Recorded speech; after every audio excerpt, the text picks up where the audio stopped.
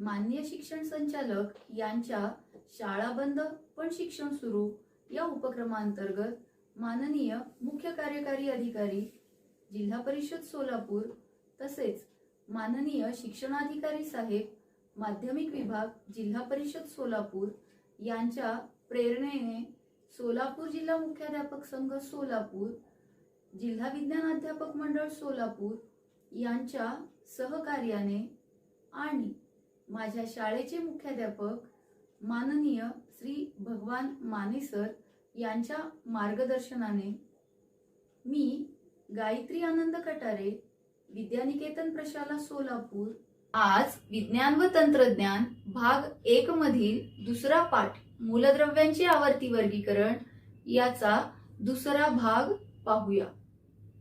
तत्पूर्वी मागील भागात काय पाहिले यावर एक दृष्टिक्षेप टाकूया। मागच्या भागात आपण द्रव्याचे 3 प्रकार पाहिले, मूलद्रव्ये, संयुगे आणि मिश्रणे। त्यानंतर मूलद्रव्यांच्या 3 प्रकारे केलेलं वर्गीकरण पाहिलं, धातू, अधातू आणि धातू सदृश। त्यानंतर डोबेरायनरची त्रिके व नियम पाहिला, न्यूलँडच्या अष्टकांचा नियम आणि त्यामधील त्रुटी पाहिल्या। शेवटी मेंडेलीवची आवर्त सारणी पाहिली। आज आपण मेंडेलीवच्या आवर्त सारणीचे गुण पाहूया। विज्ञान हे प्रगतिशील आहे। प्रगत साधने आणि पद्धती वापरून जुना निष्कर्ष बदलण्याची मुभा विज्ञानात आहे। मेंडेलीवच्या आवर्त सारणीत आपल्याला ही वैशिष्ट्ये स्पष्टपणे दिसून येतात। आतापर्यंत उपलब्ध असलेली माहिती ही अंतिम नसून त्यात बदल होऊ शकतात अशा विचारातून त्यांनी मूलद्रव्यांची मांडणी केली। याचा परिणाम म्हणून मेंडेलीवच्या आवर्त सारणीत पुढील गुण दिसून येतात। तर पहिला गुण आहे पहा, गुणधर्मांप्रमाणे आवर्त सारणीत योग्य स्थान देता यावे म्हणून काही मूलद्रव्यांचे अणुवस्तुमान तपासून दुरुस्त करण्यात आले।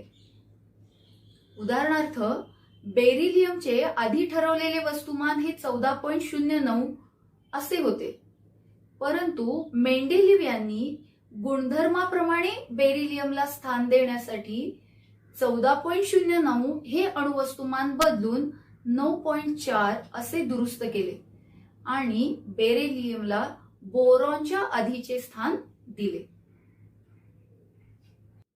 दुसरा गुण पहा, मेंडेलीवने आवर्त सारणीमध्ये काही जागा तोपर्यंत शोध न लागलेल्या मूलद्रव्यांसाठी रिक्त ठेवल्या।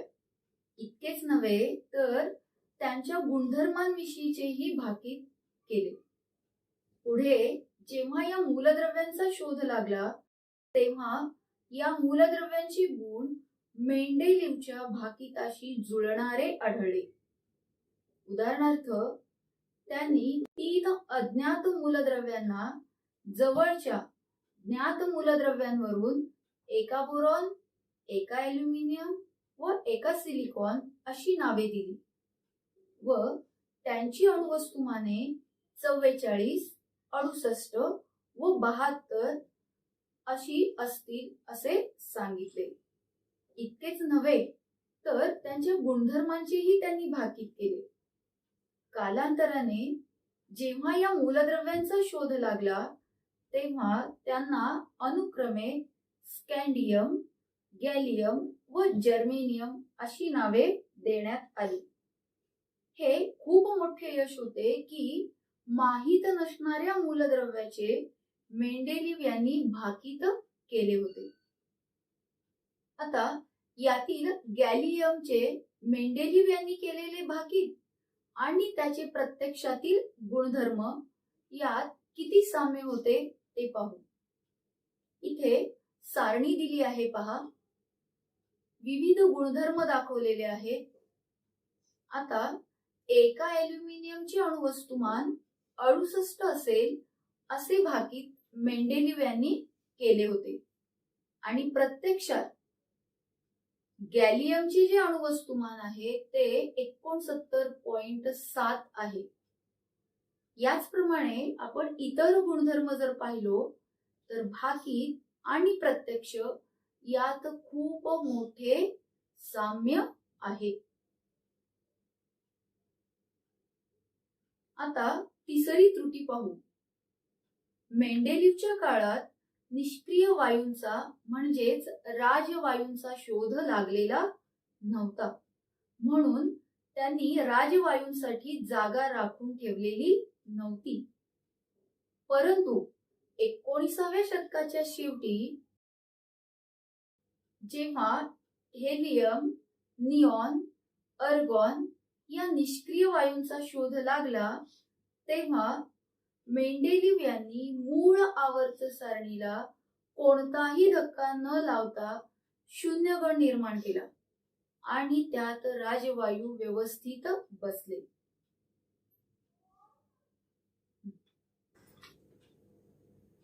आता जरा डोके चालवामध्ये प्रश्न आहे पहा.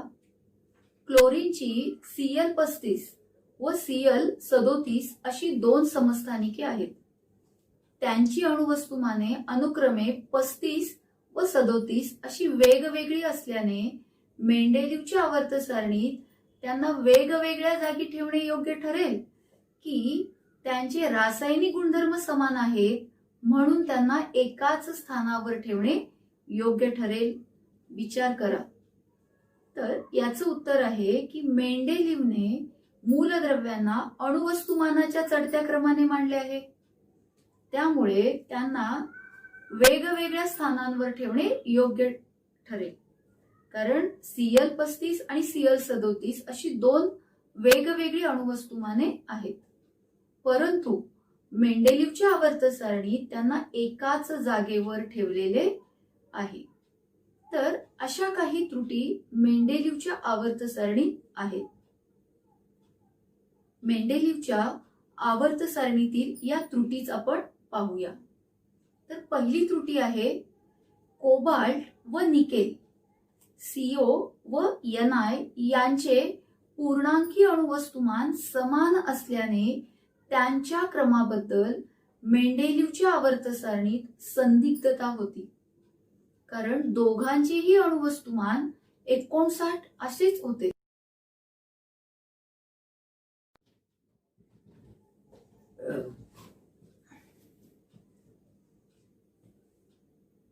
आता दुसरी त्रुटी पाहू. मेंडेलिव्हने आवर्त सारणी मांडल्यानंतर खूप काळाने समस्थानिकांचा शोध लागला आणि समस्थानिकांचे रासायनिक गुणधर्म समान असतात, परंतु त्यांची अणुवस्तुमाने मात्र भिन्न असतात. त्यामुळे समस्थानिकांना मेंडेलिव्हच्या आवर्त सारणीत कशा प्रकारे जागा द्यायला हवी हे एक मोठे आव्हान वैज्ञानिकांसमोर उभे राहिले. त्यानंतर तिसरी त्रुटी पहा. मेंडेलिव्हची आवर्त सारणी मूलद्रव्यांच्या अणुवस्तुमानांच्या चढत्या क्रमाने केलेली आहे, परंतु जसजसे अणुवस्तुमान वाढत जात आहे तसतसे त्यांच्या अणुवस्तुमानांमधील वाढ मात्र नियमित दराने होताना दिसत नाही. त्यामुळे दोन जड मूलद्रव्यांच्या दरम्यान किती मूलद्रव्यांचा शोध लागेल याची भाकीत करणे मेंडेलिव्हच्या आवर्ती नियमानुसार शक्य नव्हते. आता चौथी त्रुटी पाहू, जी आधुनिक आवर्त सारणीमध्ये सुद्धा दूर होऊ शकलेली नाहीये, ती म्हणजे हायड्रोजनचे स्थान. हायड्रोजन हा हॅलोजनांशी जे 7व्या गणामध्ये आहेत त्यांच्याशी साम्य दर्शवतो. या तक्त्यात पहा, हायड्रोजन व हॅलोजनांमधील क्लोरीन यांचे रेणुसूत्र सारखे आहे, H2 आणि Cl2. तसेच दोघांची धातू आणि अधातूंसोबतची रेणुसूत्रे सुद्धा सारखी आहेत पहा. म्हणजेच हायड्रोजन हा हॅलोजनांशी साम्य दर्शवतो, तसेच तो अल्कधातू यांच्याशी सुद्धा साधर्म्य दर्शवतो. जर आपण इथे तक्ता पाहिला तर हायड्रोजन आणि अल्कधातूंमधील सोडियम यांच्या संयुगांची रेणूसूत्रे सारखी आहेत पहा. त्यामुळे हायड्रोजनची जागा अल्कधातूंच्या गणात म्हणजेच पहिल्या गणामध्ये की हॅलोजनांच्या गणात म्हणजेच 7व्या गणात हे निश्चित ठरवता येत नाही. मेंडेलिव्हच्या या सारणीवरच आधारित जरा डोके चालवामध्ये पहिला प्रश्न आहे पहा. मेंडेलिव्हच्या आवर्त सारणीचा उपयोग करून पुढील मूलद्रव्यांच्या ऑक्साईडची रेणूसूत्रे काय असतील ते लिहा. आपण जर सारणी पाहिली तर सारणीच्या वरच्या भागात पहा ऑक्साईडची रेणूसूत्रे दिलेली आहेत. सोडियम Na हा पहिल्या गणात आहे आणि गण 1 मधील मूलद्रव्यांचे सामान्य रेणूसूत्र मेंडेलिव्ह यांनी दिले आहे R2O. म्हणजेच सोडियमच्या ऑक्साईडचे रेणूसूत्र होईल Na2O. याचप्रमाणे रुबिडियम Rb चे आहे. तसेच सिलिकॉन Si पहा तो 4थ्या गणात आहे आणि इथे ऑक्साईडचे सामान्य रेणूसूत्र आहे RO2. म्हणून Si ऑक्साईडचे रेणूसूत्र होईल SiO2. असेच इतर सर्व मूलद्रव्यांच्या ऑक्साईडचे रेणूसूत्र इथे दर्शवलेले आहे. जसं कॅल्शियमचं calcium oxide CaO, phosphorus pentoxide P2O5, barium oxide BaO, Cl2O7 आणि SnO2. यानंतर दुसरा प्रश्न आहे पहा. मेंडेलिव्हच्या आवर्त सारणीचा उपयोग करून पुढील मूलद्रव्यांच्या हायड्रोजन बरोबर तयार होणाऱ्या संयुगांची रेणूसूत्रे काय असतील ते लिहा. पुन्हा जर आपण सारणी पाहिली तर आपल्याला वरच्या भागात हायड्रोजन बरोबरच्या संयुगांची म्हणजेच मूलद्रव्यांच्या हायड्राइड संयुगांची सामान्य रेणूसूत्रे दिसतात. यातील प्रथम कार्बन हा 4थ्या गणात येतो पहा. तर त्याच्या हायड्राइडचं रेणूसूत्र आहे CH4. कारण त्या गणामधील सर्व मूलद्रव्यांच्या हायड्राइडचं सामान्य रेणूसूत्र आहे RH4. याचप्रमाणे सल्फर हा 6व्या गणात आहे पहा.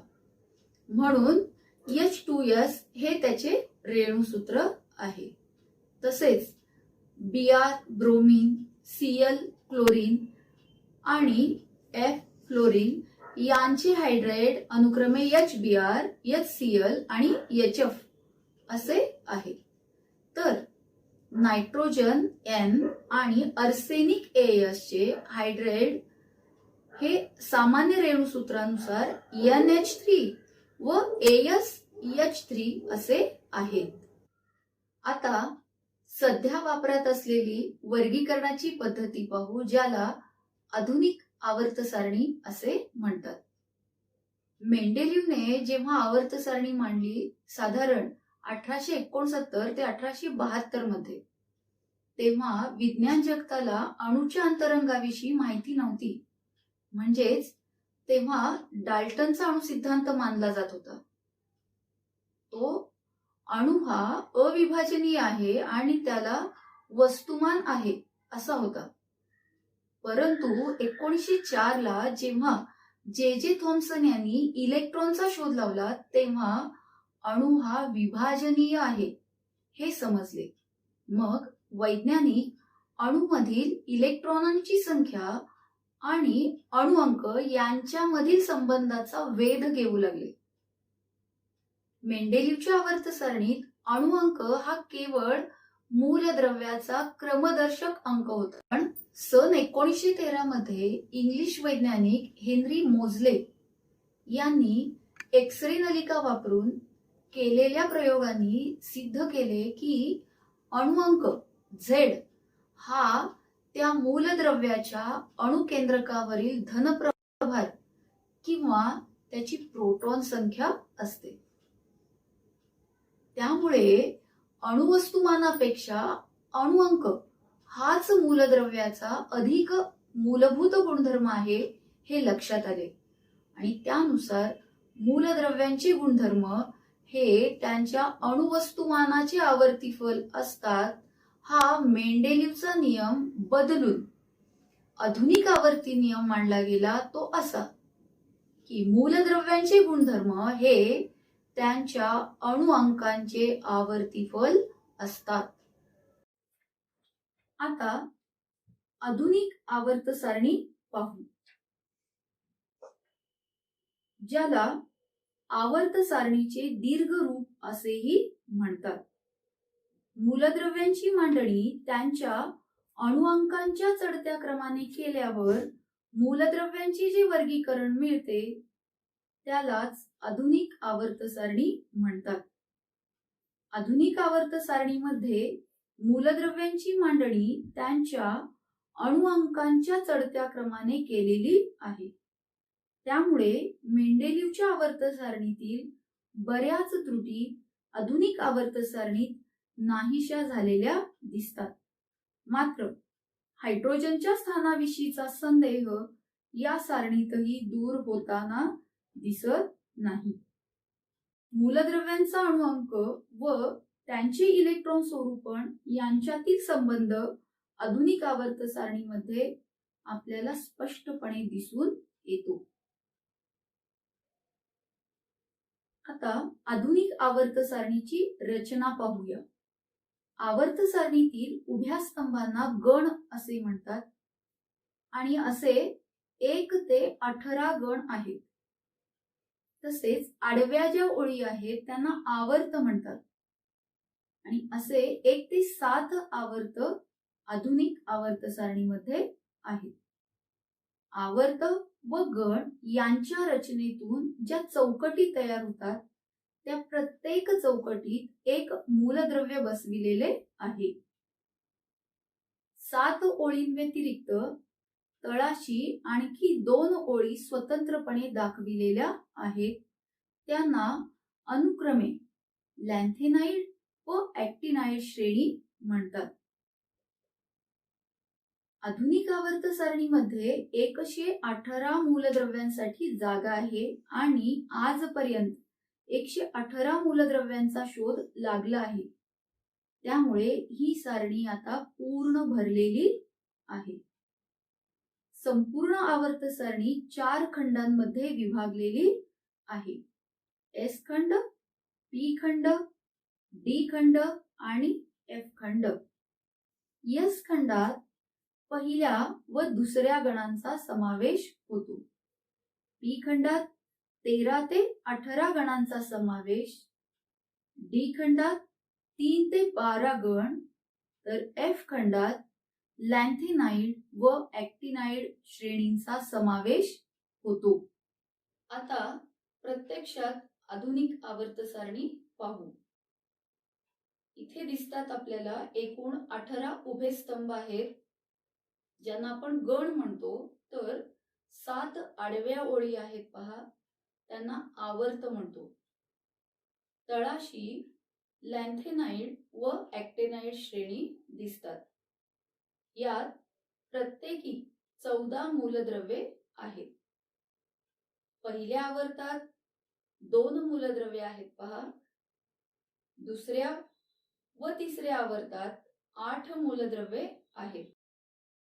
चौथ्या व 5व्या आवर्तात 18 मूलद्रव्ये आहेत.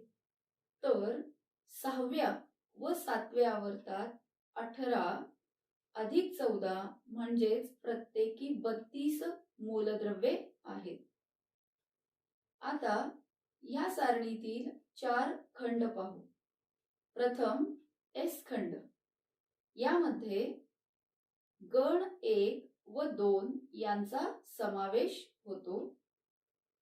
तर पी खंडात 13 ते 18 गणांचा समावेश होतो. या पी खंडात नागमोडी रेषा दिसते. या नागमोडी रेषेच्या किनारीने धातू सदृश मूलद्रव्ये आहेत. नागमोडी रेषेच्या डाव्या बाजूला सर्व धातू तर उजव्या बाजूला सर्व अधातू आहेत.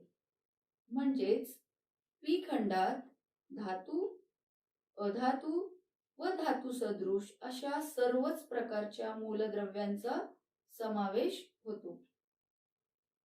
तसेच आता डी खंड पहा. यामध्ये गण 3 ते 12 यांचा समावेश होतो. यात सर्व संक्रामक धातू आहेत.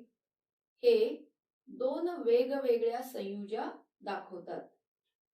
तर एफ खंडात लॅन्थेनाइड व ऍक्टिनाइड श्रेणींचा समावेश होतो. यातील सर्व मूलद्रव्ये हे आंतरसंक्रामक धातू आहेत.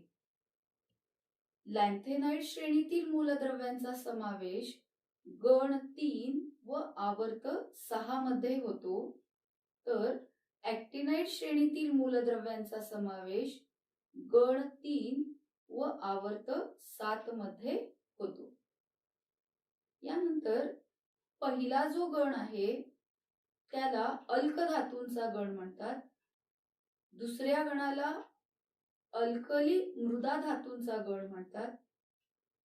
17व्या गणाला हॅलोजनांचे गण किंवा हॅलोजनांचे कुल असे म्हणतात. तर 18व्या गणाला निष्क्रिय वायूंचा गण असे म्हणतात. या आवर्त सारणीमुळे मेंडेलिव्हच्या आवर्त सारणीतील त्रुटी कशा दूर झाल्या ते पाहू.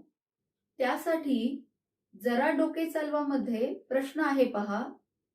पहिला प्रश्न, कोबाल्ट 59 व निकेल 59 यांच्या स्थानासंदर्भात मेंडेलिव्हच्या आवर्त सारणीत असलेला प्रश्न आधुनिक आवर्त सारणीत कसा सुटला? तर आधुनिक आवर्त सारणीत मूलद्रव्यांची मांडणी चढत्या अणुअंकानुसार केलेली आहे. त्यामुळे कोबाल्ट 59 व निकेल यांचे अणुवस्तुमान जरी समान असले तरी त्यांचे अणुअंक मात्र भिन्न आहेत. कोबाल्टचा अणुअंक 27 आहे तर निकेलचा अणुअंक 28 आहे. त्यामुळे साहजिकच कोबाल्टला प्रथम स्थान तर निकेलला नंतरचे स्थान आधुनिक आवर्त सारणीत देण्यात आले आहे. आता दुसरा प्रश्न पहा. क्लोरीन 35 व क्लोरीन 37 या समस्थानिकांची जागा आधुनिक आवर्त सारणीत कशा प्रकारे निश्चित झाली? तर क्लोरीन 35 व क्लोरीन 37 यांचे अणुवस्तुमान जरी भिन्न असले तरी अणुअंक मात्र समानच आहे, 17 आहे पहा. म्हणून समस्थानिकांना आधुनिक आवर्त सारणीत एकच स्थान दिलेले आहे.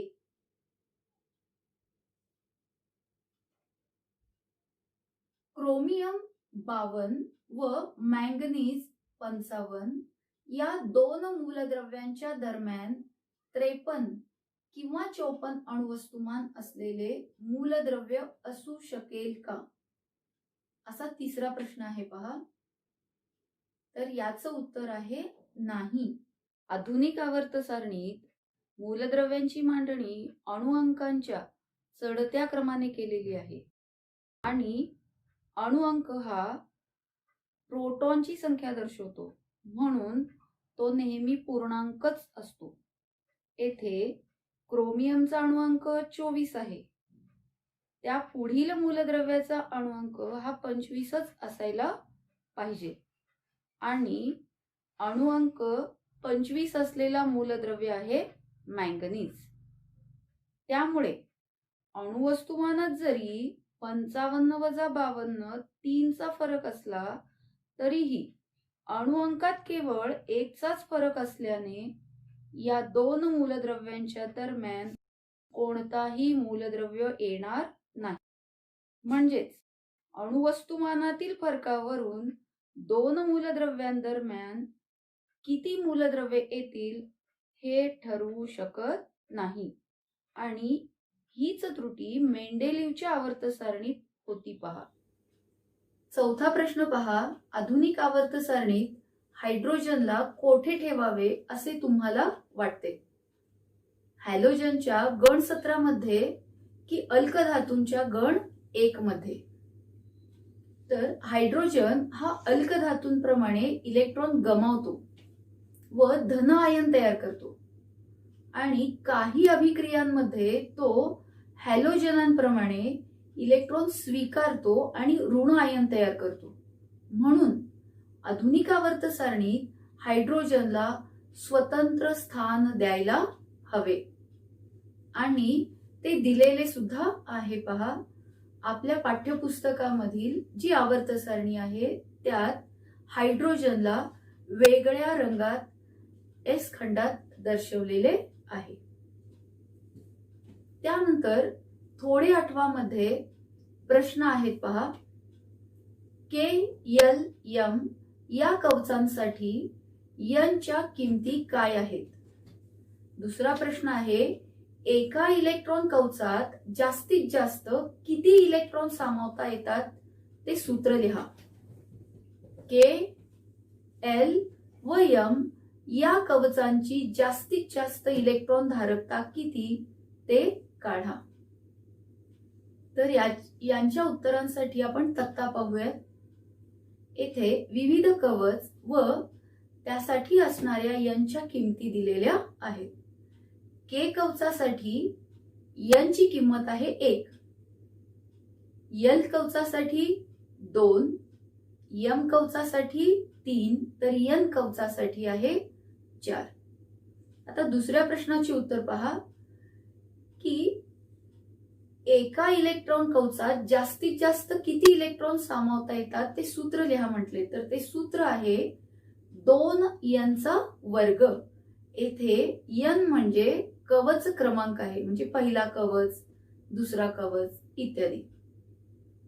तिसरा प्रश्न आहे की हे सूत्र वापरून एखाद्या कवचामध्ये किती इलेक्ट्रॉन सामावू शकतात त्याची धारकता विचारलेली.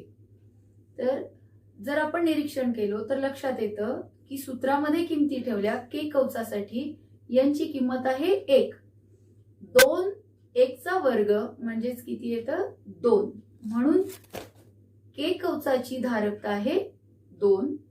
याच पद्धतीनं L कवचासाठी N आहे 2, 2 चा वर्ग गुणिले 2 म्हणजेच 8. म्हणून L कवचाची धारकता आहे 8.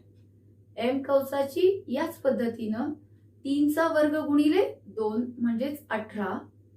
आणि अशीच N कवचासाठी 4 आहे, 4 चा वर्ग गुणिले 2 म्हणजेच 16 दोन्ही 32 अशी धारकता आहे. शेवटी सारांश पाहूया. तर आज या भागामध्ये आपण सर्वप्रथम मेंडेलिव्हच्या आवर्त सारणीचे गुण जे 3 होते ते पाहिले. त्यानंतर 4 त्रुटी पाहिल्या.